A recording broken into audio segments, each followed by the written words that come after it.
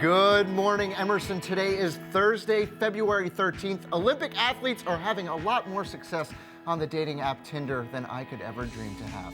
And speaking of making a connection, our travel correspondent Lloyd Mallison is going to show us where to take that special someone in your life. If I had a special someone.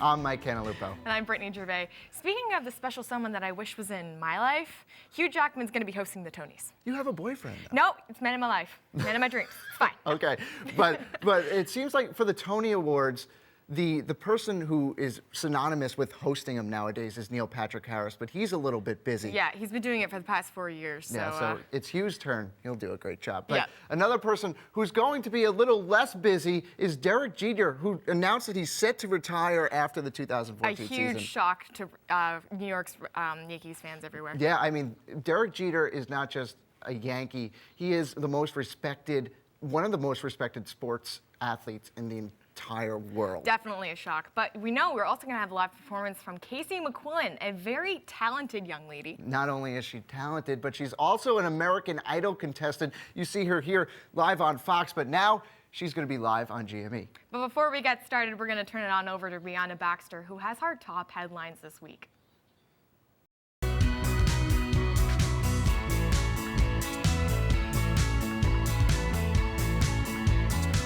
It is long-awaited news for the city of Boston. The Boston Marathon bombing suspect Jahar Tsarnaev is set to go on trial November 3rd.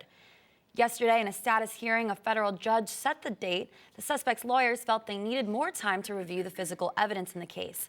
They requested that the trial begin no later than September of next year. However, the judge did not budge on this date. This case is a high-profile death penalty case. Tsarnaev is charged with 30 federal counts, each from the Boston bombing. He pleads not guilty to all charges. The April 15th blast killed 3 people and injured more than 260 near the marathon finish line. And as one trial sets to begin, another comes to a close. Michael Dunn is the man accused of fatally shooting 17-year-old Jordan Davis. The jury is now in deliberation, and he is pleading not guilty. Dunn took the stand to describe the exchange between he and 3 teens outside a convenience store. Dunn says he was waiting in the car next to an SUV playing loud music. He asked the passengers to turn it down. He says they ignored his request and threatened to kill him. He claims one of them held up what looked like a rifle. That is when he grabbed a pistol from the glove box and shot it towards the vehicle 9 times in self-defense. The closing arguments have been given. Let me be very clear. On November 23rd, 2012, when this defendant shot and killed Jordan Davis, there was no gun in that Durango.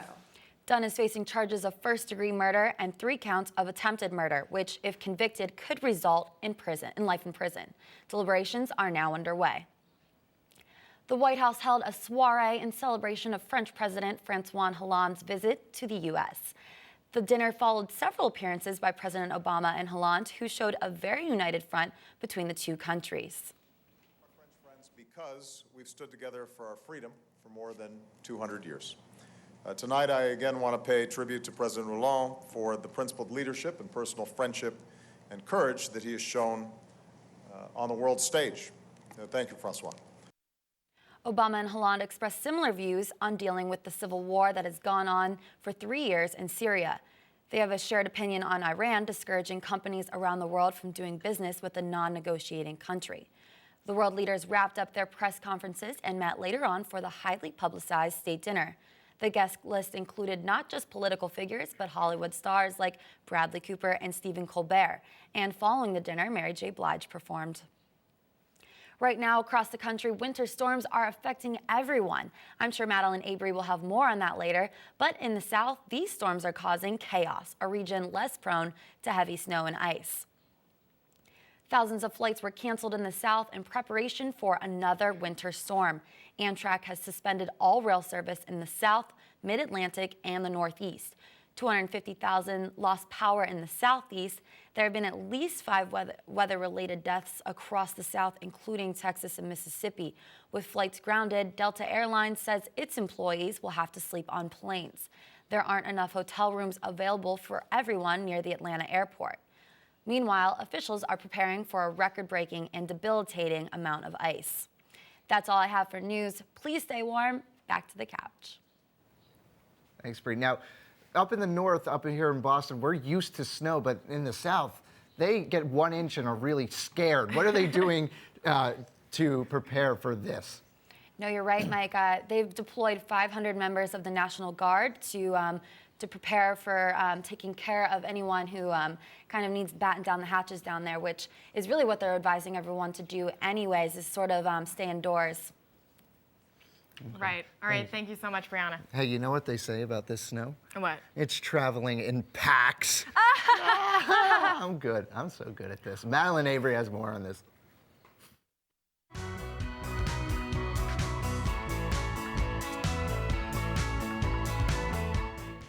Good joke, Mike. I love it. Hi, Brittany and Mike. Well, Winter Storm Pax is here. Snow is coming down right now, and the storm will continue to move its way up the East Coast and inland today. The projected snowfall for the rest of the day is 4 to 6 inches, and the snow will turn into rain this afternoon, and the high for the day will be 38 degrees. So that's what we've got going on right now, but tonight will be a lot of the same. Windy rain will mix with snow tonight to make pretty miserable conditions. The low for tonight will be 33, but with that rain, it'll feel more like 20 degrees. It's going to be very, very cold. Happy Valentine's Day tomorrow, but even Valentine's Day could not melt winter's frozen heart. We should see some morning snow showers as Pax leaves the area tomorrow, and the snow should stop around mid-afternoon, and the high on Friday will be 40 degrees. And our 5-day forecast is a lot of what we've already been seeing. Cold, windy, and dry. Saturday drops back down to 33 degrees and will be partly cloudy. Sunday is a similar situation, but Sunday will be even colder with a high of only 24, and the feels like temperature on Sunday will be closer to 10 degrees. Monday will be 32 degrees, and we could see some snow showers on Monday night, so please keep that in mind. I hope everyone has a fun and safe Valentine's Day. I'll be back on Tuesday to talk about what we have coming next week. Back to you, Mike and Brittany. Like Maddie said, Valentine's Day is tomorrow, but love has been in the air in Sochi, especially in the Olympic Village, for now a week. A lot of Olympians are using Tinder to make some connections going on at the Olympics. If you don't know anything about Tinder, Tinder is a dating app where basically, just out of sheer looks, you pick if you're interested in a person or not. They get to pick 5 photos that they think are the most attractive of themselves. It's a little superficial, a little bit superficial, but apparently it does work. Yeah, well, here's the problem with Sochi. There's nothing to do.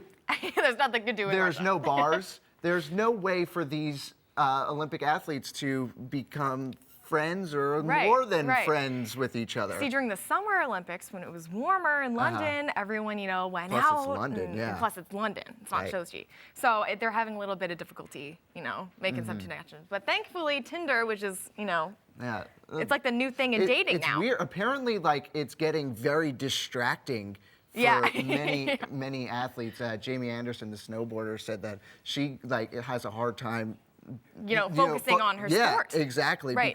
Because of the amount of dating that's going on. On top of that, the Olympic Committee has sent out over 100,000 condoms to Olympic athletes. What is happening in the Olympic Village right now? No one's focusing on their own sport. Yeah, I can only imagine with Valentine's Day tomorrow that it's going to be even so much worse. A little bit romantic. Yeah, wow. But when we come back, we'll be interviewing Casey McQuillen, who's here live in studio, about her audition for American Idol.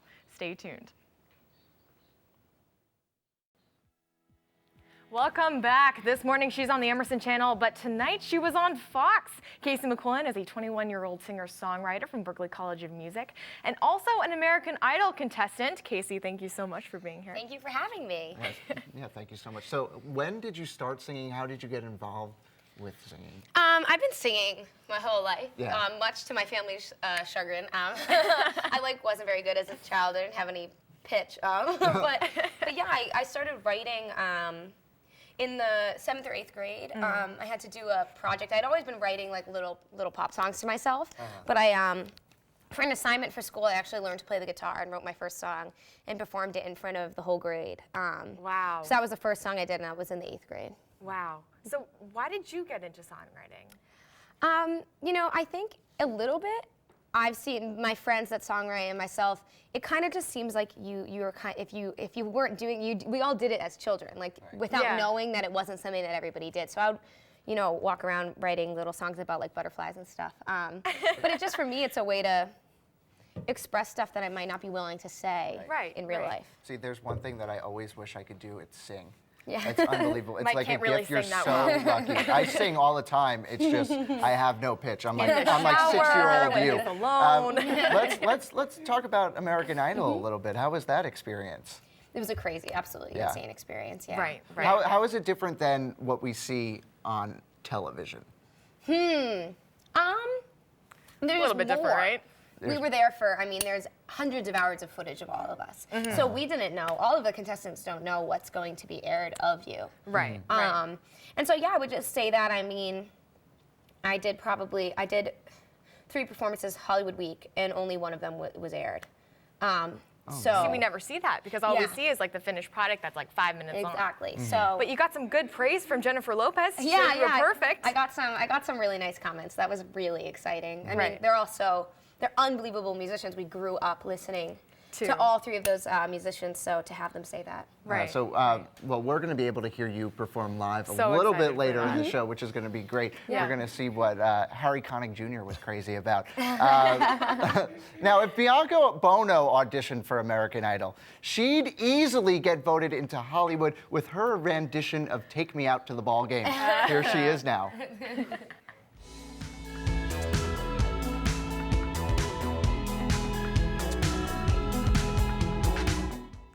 Thank you, Mike. So yesterday was a heartbreaking day for baseball fans around the world. Derek Jeter has announced that this 2014 season will be his last playing professional baseball. The All-Star shortstop posted a long note on Facebook saying that it is time to stop and take in the world. He gave a heartfelt thank you to the Steinbrenner family, the Yankees organization, his family, and the people of New York. His star-studded career consists of what will be a 17-year career, over 3,000 hits, 5 World Series championships, and being arguably one of the best shortstops of all time. It's hard to imagine a baseball season without seeing that number 2 on the field, but he will no doubt go down as one of the most iconic players of all time. His final regular season game with the Yanks will be at Fenway Park against the Sox on September 28th. And the best thing about college basketball is the upsets. And there was a huge one on Tuesday night. Wyoming beat the number 5 ranked San Diego State. They've had one of the top defenses in the country, but it was problems on the other side of the ball that lost the game for the Aztecs. This was their first loss in the Mountain West Conference, and now New Mexico is just half a game behind them. With March Madness just around the corner, every loss counts. The men's halfpipe finals brought a new first for American rider Shaun White, 4th place. White had never not won an Olympics that he competed in until Tuesday, and he didn't even make the podium. This time, it was Switzerland's Yuri Podlochkov that took first. It came down to the last run, and iPod successfully landed a YOLO flip, which he invented last year. It was the first time he had ever actually landed it, so you only land once? In the end, White's run wasn't clean enough, and silver and bronze went to Japan's 15-year-old Ayumu Hirano and Taku Hiroka. Yesterday, Canada and the United States met for the 5th time in the Olympics for women's hockey, and one specific goal decided the game. The game was all tied up 1-1 going into the 3rd period. Canada shot the puck at U.S. goaltender Jessie Vedder. She made the initial stop, but the puck sneaked into the net after the official blew a whistle. There was serious question as to whether or not the goal should have counted. It ended up going in Canada's favor, and they took the momentum for the rest of the game, edging the Americans 3-2. If they both win in the semifinals, though, they will face each other again in the championship. That wraps up today's sports. Be sure to tune into the NBA All-Star Game on Sunday. Now back to our All-Star hosts on the couch. Thanks. So, our generation grew up watching Derek Jeter. All baseball fans, it doesn't matter what team you were a fan of, was a fan of Derek Jeter. Yep. So how significant is his retirement for the game. Yeah, Mike, so true.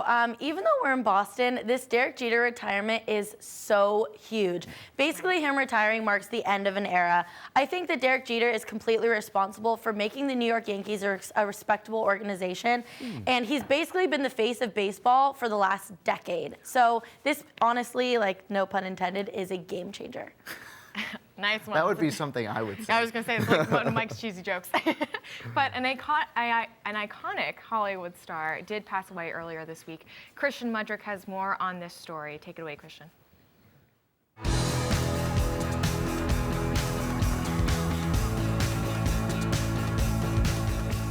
Thanks, guys. Today we're starting with some rather dark news. American sweetheart Shirley Temple has passed away at the age of 85.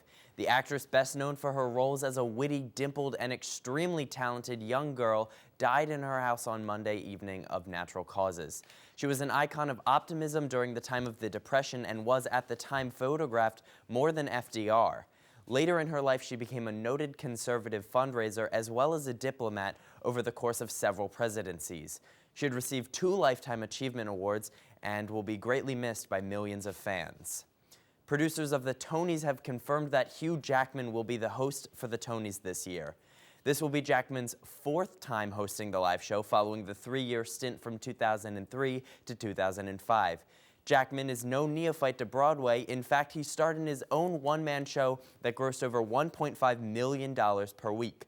Last year, Neil Patrick Harris managed to draw in the largest audience the Tonys had ever seen with over 7.24 million viewers. Wait.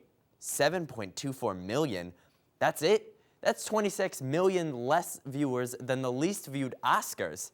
Hugh Jackman, I wish you the best of luck, but I guess it won't matter because no one will be watching anyway. Looks like the online petition isn't the only thing that might get Justin Bieber deported. Bieber recently caused over $20,000 in property damage after egging a neighbor's house. Normally, this would be a walk in the park for Bieber, who is no stranger to delinquencies, but because he is on an O-1 work permit in the U.S., he must not be convicted of crimes of moral turpitude, which includes the malicious destruction of property.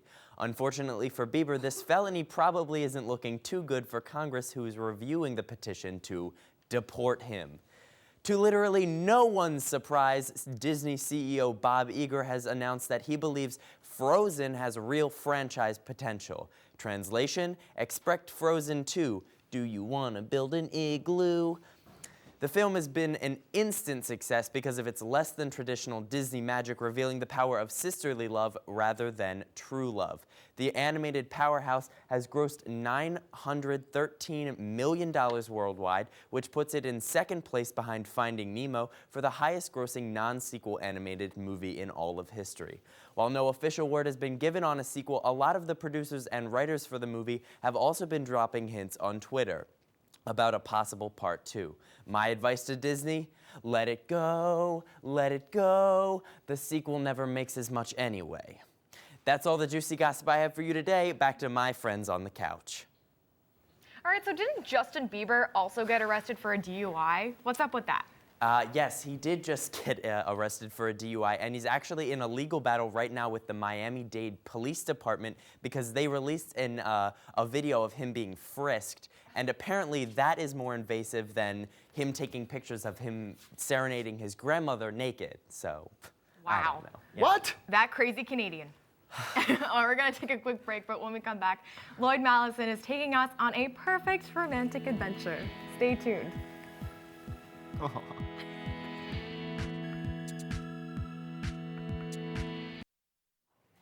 All right, guys, listen up. Valentine's Day is tomorrow, and if you're looking for some last-minute tips, say in case you forgot that candlelight dinner, Probably. Don't worry. Our travel correspondent Lloyd Mallison is showing us the perfect places to take your date.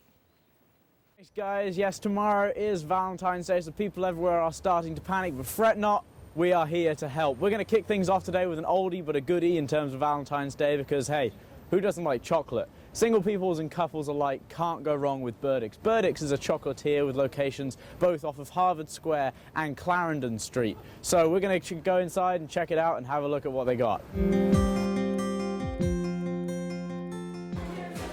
Okay, I have here a cup of LA Burdic's famous hot drinking chocolate, so I'm going to give it a taste and see how it is. Oh, that is really, really good. So after a nice dinner with your partner, why not take a little romantic stroll through the North End and wind up here at Bova's Bakery. Bova's is one of Boston's best kept little secrets, as it's often overshadowed by its more touristy older brother, Mike's Pastries. But the great thing about Bova's is it's open 24 hours. As well as stocking a ton of in-store baked sweet goods, Bova's also makes savoury goods in-store as well, such as pizzas and subs, so you could even get your whole meal here before a nice walk back through the North End to eat them in your dorm. And we couldn't forget ice skating at the Frog Pond in the Common, which is super romantic, if you can ice skate, which I can't. Welcome to my bed. I think we all knew it was going to end here. That's right, Netflix. For all you single people and couples just looking to spend the night in, Netflix has a wealth of movies and TV shows right at your fingertips. And the best part of all, if you ask me, is House of Cards Season 2 comes out on Netflix on Valentine's Day. House of Cards Season 1 was phenomenal and only 13 episodes long, so if you start watching right now, you can be caught up for when it drops on the 14th. I know where I'm going to be this Valentine's Day. From my bed, back to you guys in the studio. That's all we have this morning. Thanks a lot and have a great Valentine's Day. Here's Casey McQuillen back with us again to perform her song entitled Beautiful. Now, Casey, can you tell us a little bit about what the song is about? Well, this song is about what it feels like to have the pressures of being beautiful and all that it means throughout different ages as a woman. So I kind of was inspired to write this song when I was a senior in high school, and I was just heading to the gym and I went to put on some mascara, and I thought, why do I feel the need to do that? And so this song is about the different ways that I felt bad about myself because of the way society tells us to look all the time. I love that. I love that. Take it away. Yeah. Okay.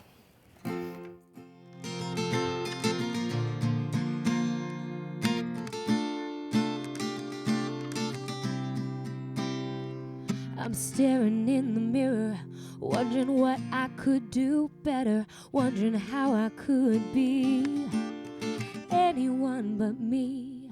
'Cause I'm 13 and the other kids are so mean. Why do they not like me? Why do they not like me? Yeah.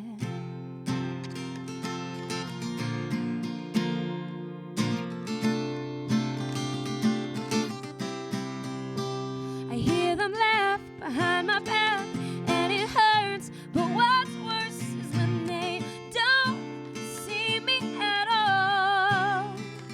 I got my lipstick in my hand and I just wanna be like them. I just wanna be beautiful. I can't be invisible no more.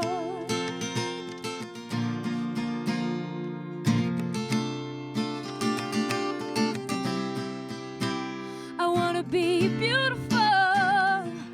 What's so wrong with that? If I were beautiful, the world might love me back. I would be happy if I were pretty. Oh.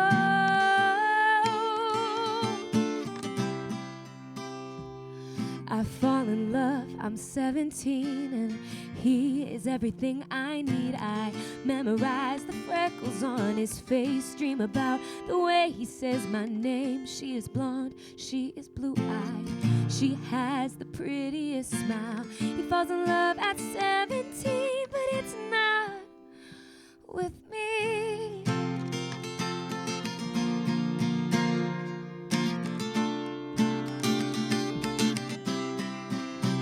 I wanna be beautiful. What's wrong with that? If I were beautiful, he might love me back. I would be happy, pretty.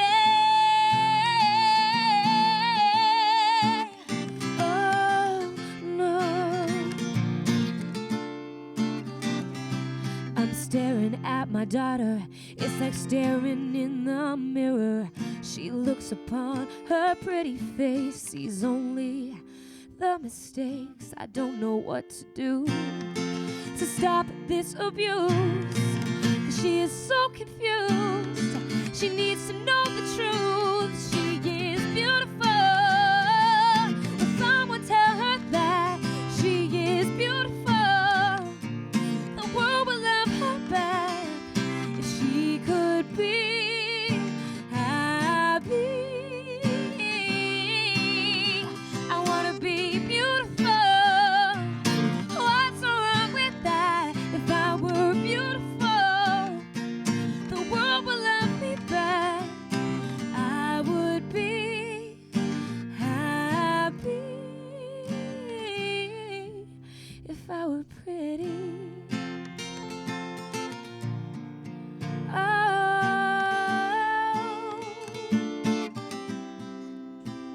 Sometimes I look in the mirror, and though I know better, I'm 13 all over again with lipstick in my hands.